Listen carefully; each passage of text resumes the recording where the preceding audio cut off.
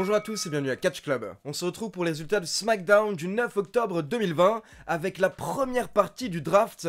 Et vous allez le voir, on a eu le droit à de belles surprises hier soir. Donc je vais rapidement vous rappeler les règles du draft, puis on passera aux résultats de SmackDown. Mais d'abord je commence avec une petite info par rapport à une vidéo qui est sortie mercredi. Car pour ceux qui l'ont raté, mercredi j'ai sorti une vidéo news exclusive avec des informations par rapport au hacker de la WWE et des extraits exclusifs du hacker dans la vidéo.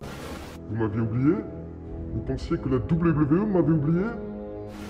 C'est une vidéo spéciale, c'est vraiment un tout nouveau concept, donc je vous laisse le lien de la vidéo dans la description, n'hésitez pas à la checker, car c'est en train de devenir la vidéo la plus likée de l'histoire de Catch Club. Et si je vous préviens lors de cette vidéo de SmackDown, c'est parce qu'il faut savoir qu'il y a eu des modifications au niveau de YouTube ces dernières semaines, et malheureusement maintenant si vous êtes abonné à plusieurs chaînes, eh bien vous ne recevez plus toutes les notifications, et donc beaucoup d'entre vous m'ont fait remarquer que vous ne receviez plus les notifications de Catch Club. Malheureusement je ne peux rien y faire, donc si j'ai un conseil à vous donner, c'est n'hésitez pas à venir checker Catch Club tous les soirs, car vous savez que je sors une vidéo quasiment tous les soirs. En moyenne, on a 5 vidéos par semaine sur Catch Club. Donc c'est parti, on passe aux résultats et on commence avec les règles du draft.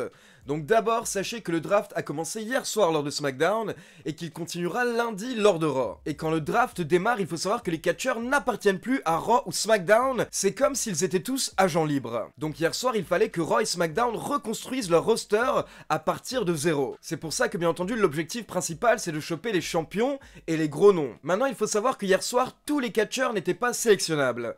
En effet, il y a une partie des catcheurs qui étaient sélectionnables hier soir lors de SmackDown, environ 25 catcheurs dont vous pouvez voir les noms à l'écran, et il reste une quarantaine de catcheurs dont vous pouvez voir les noms également à l'écran, qui eux seront sélectionnables lundi lors de Raw. Donc par exemple, pour ceux qui se demandent pourquoi est-ce que The Fiend ou Randy Orton n'ont pas été sélectionnés hier soir lors de SmackDown, c'est tout simplement parce qu'ils n'étaient pas sélectionnables hier, donc ils seront draftés lundi lors de Raw. Hier soir, nous avons eu 4 tours de draft durant l'émission, et à chaque fois, Raw avait 3 choix, et SmackDown avait 2 choix. Car bien entendu, Raw dure 3 heures et SmackDown dure 2 heures.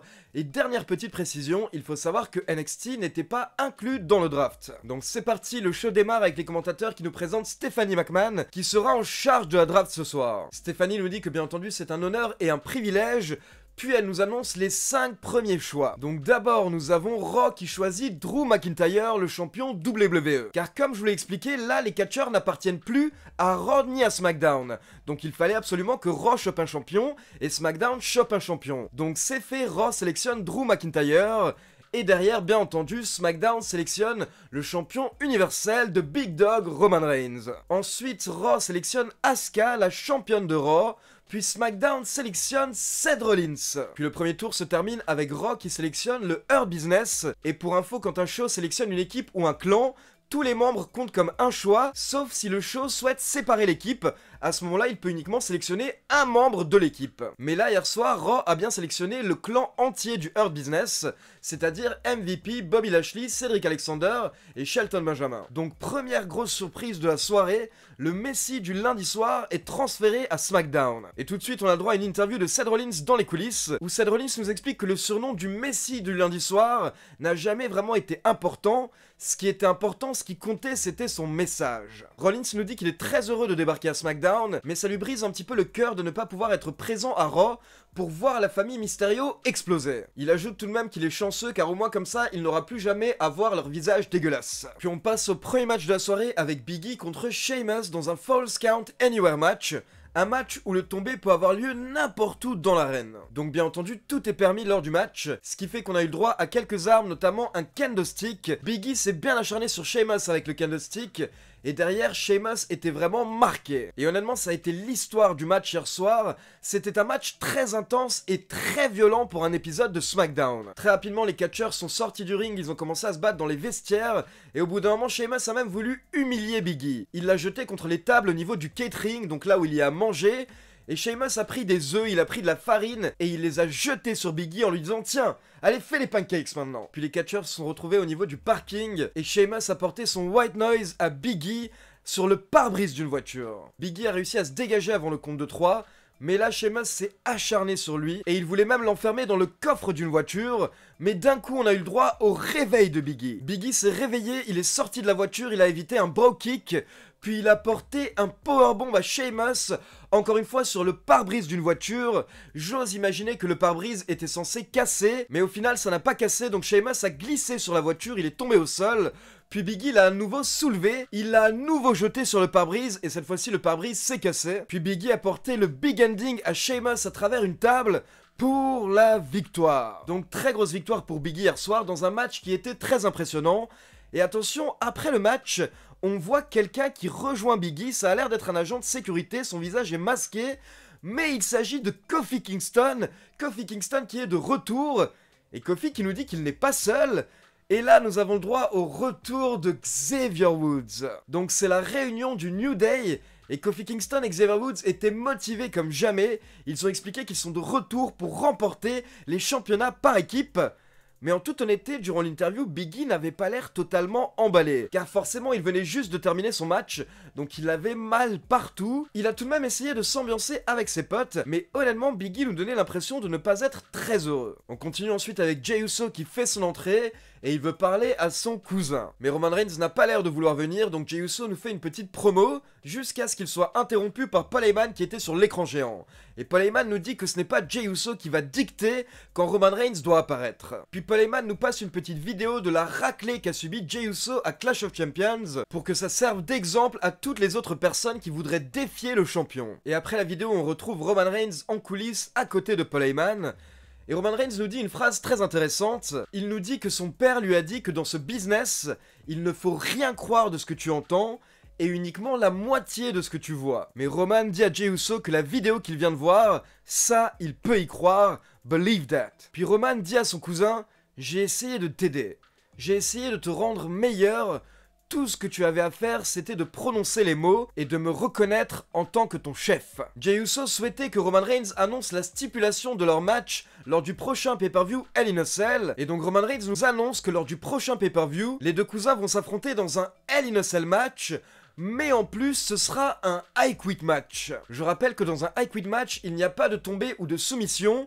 Pour remporter le match, il faut s'acharner sur son adversaire jusqu'à ce que l'adversaire dise qu'il arrête le match. Roman Reigns termine en disant que tout ce qu'il voulait faire, c'était aider Jey Uso, car il l'aime. Mais une fois que Jey Uso aura prononcé les mots I quit lors de leur match, il y aura des conséquences. On passe maintenant au deuxième tour de la draft et on commence avec Raw qui choisit AJ Styles. Puis SmackDown choisit Sasha Banks, Raw choisit Naomi, SmackDown choisit Bianca Belair et Raw choisit les championnes par équipe, Nia Jax et Shayna Baszler. Je rappelle bien entendu que les championnes par équipe peuvent apparaître dans tous les shows qu'elles souhaitent, mais ça veut dire que quand Nia Jax et Shayna Baszler perdront le titre, elles appartiendront au roster de Raw. Et bien entendu, la grosse surprise lors de ce second tour, c'est AJ Styles qui retourne à Raw, quelques mois après avoir quitté le show, mais je rappelle à l'époque, pour ceux qui ne sont pas au courant, que si AJ Styles avait quitté Raw, c'était à cause d'une embrouille dans la vie réelle avec Paul Heyman, qui gérait Raw à l'époque. Mais entre temps, Paul Heyman a été viré de son rôle de chef de Raw,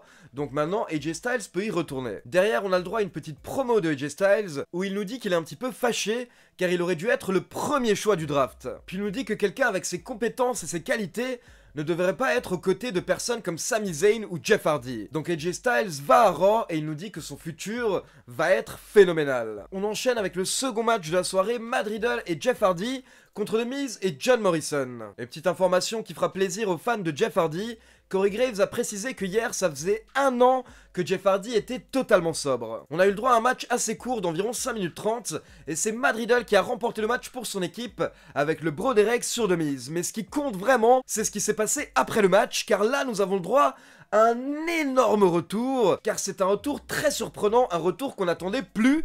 Il s'agit de Lars Sullivan qui a fait son retour hier soir lors de SmackDown. Et c'était un très gros retour pour Lars Sullivan hier soir, car il est allé dans le ring et il a démoli Matt Riddle, Jeff Hardy et The Miz. John Morrison a essayé de sauver The Miz en le tirant hors du ring, mais Lars Sullivan a attrapé The Miz et il s'est acharné sur lui. Et en gros, en quelques instants, Lars Sullivan a détruit 3 gros catcheurs de SmackDown. Donc honnêtement, j'étais vraiment très surpris quand j'ai vu Lars Sullivan faire son entrée, car je pensais peut-être que la fédération n'allait plus jamais l'utiliser.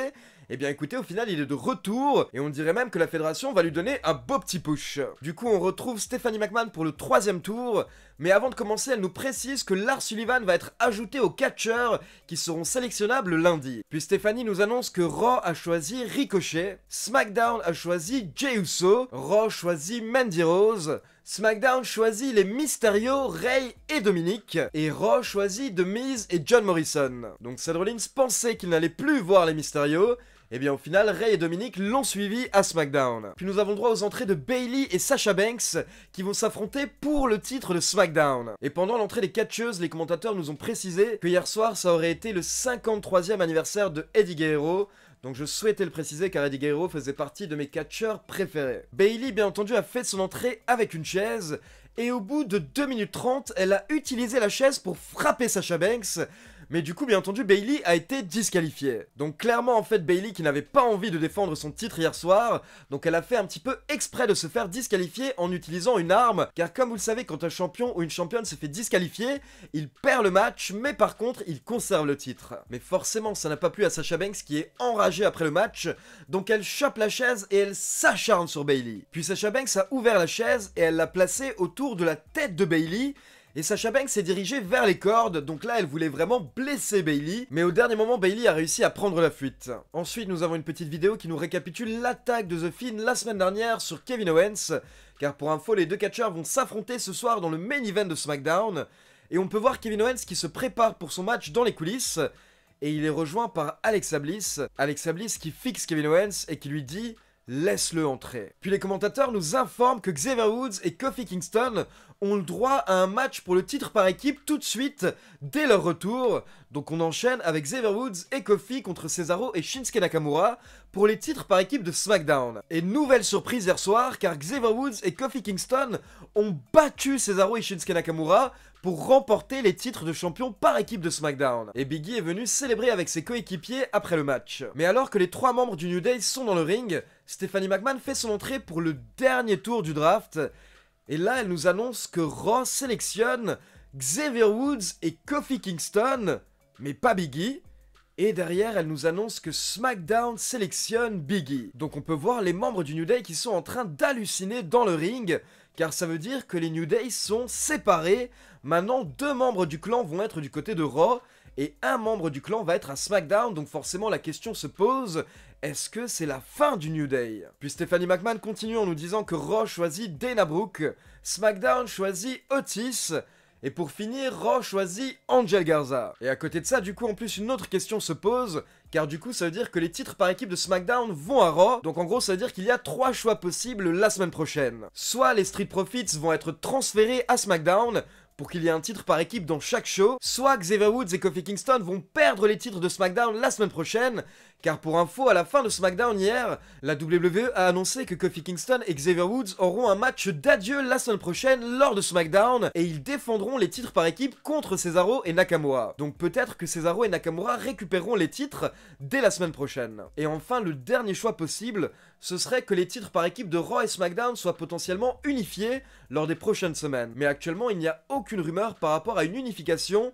des titres par équipe. Ensuite, nous avons eu le droit à une petite promo de Sasha Banks en coulisses, où elle a lancé un défi à Bayley. Elle souhaite l'affronter lors du prochain pay-per-view, également dans un Hell in a Cell match. Donc pour info, ça veut dire que lors du prochain pay-per-view, nous aurons 3 Hell in a Cell matchs. Sasha Banks contre Bayley, Randy Orton contre Drew McIntyre et Roman Reigns contre Jey Uso. Puis on passe au main event du show, le premier match télévisé de The Fiend contre Kevin Owens. Encore une fois, on a eu le droit à un match assez intense et violent. Donc hier soir, au niveau de la qualité des matchs, on était servis à SmackDown. Et comme souvent, on avait le Fiend qui parfois ne sentait pas la douleur, qui se relevait même après être passé à travers la table des commentateurs. Et donc The Fiend retourne dans le ring et il porte son Mandible Claw à Kevin Owens. Mais Kevin Owens le contre en stunner, donc The Fiend se prend le stunner, sauf qu'il ne lâche pas sa prise, il continue de porter le Mandible Claw. Puis derrière, The Fiend a projeté Kevin Owens au sol, et il lui a porté à nouveau le Mandible Claw, et Kevin Owens était KO, ses épaules étaient au sol, donc l'arbitre a effectué le tombé, et c'est The Fiend qui a remporté le match. Et après le match, les lumières s'éteignent, et quand elles se rallument, The Fiend n'est plus dans le ring, il est au niveau de l'entrée, avec Alexa Bliss face à lui, et ils se regardent tous les deux les yeux dans les yeux. Puis Alexa Bliss et The Fiend regardent vers le ring, vers Kevin Owens qui est mal en point, et ensuite ils se regardent à nouveau, ils se fixent tous les deux. Donc voilà, c'est tout pour les résultats de SmackDown. Maintenant comme d'habitude c'est à vous, n'hésitez pas à me laisser vos avis dans les commentaires. Et n'oubliez pas de liker la vidéo, de vous abonner à la chaîne et de cliquer sur la petite cloche pour être informé de la sortie des prochaines vidéos. Ciao tout le monde!